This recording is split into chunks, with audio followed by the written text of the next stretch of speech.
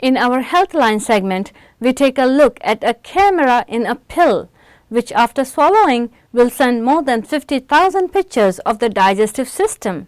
Sounds like something that could happen only in a James Bond movie. But this is real. Patients are using it, and some physicians are raving about it. It's a tiny 11 by 26 millimeters pill, which contains an entire video production facility. It has housing, a camera, batteries, magnetic power switch, LED lights, a small transmitter, and a small antenna.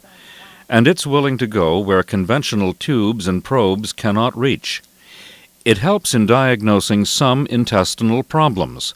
A few hospitals in D.C. and the Virginia Hospital Center have started using this procedure, which doctors call wireless capsule endoscopy. A typical patient, Mrs. Smith, 65, 70 years old, would come to us with anemia or bleeding.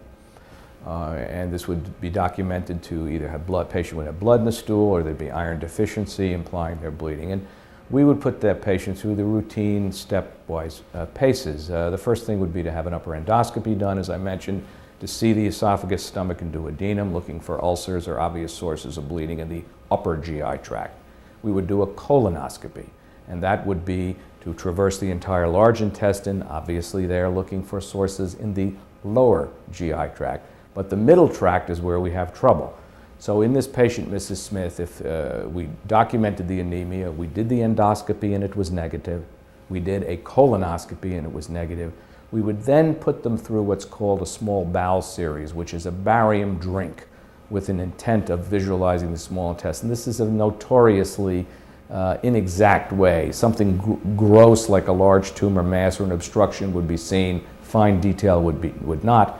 And if that were negative in this patient, the capsule would come next.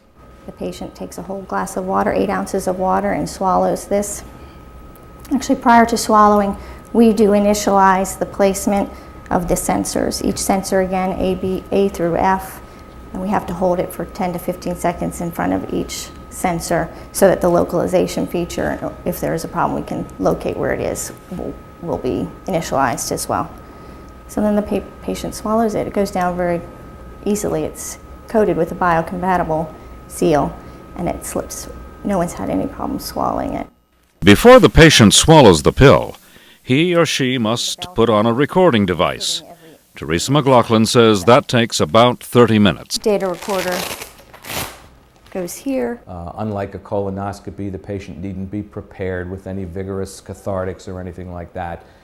They will come in primarily with an empty stomach. Wireless capsule endoscopy is being used in 60 centers in the world. Some area hospitals are using it as well, and in a very few cases there have been minor problems. The only major risk to the capsule appears to be the small chance of what we call retention. Now, that is a situation where the capsule doesn't pass as readily as we would anticipate it would. And that can happen in 2 or 3% of cases. And then in a small fraction of those in whom it doesn't pass, surgery has been required to remove it. Now, that's not a very likely possibility, but it clearly has to be raised as a possible negative. And therefore, if someone is either unwilling to have an outside chance of surgery or cannot because of medical condition, we would not do the capsule in that situation.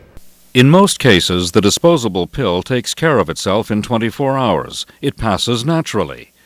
The recorder has more than 50,000 images, which may take several hours to download.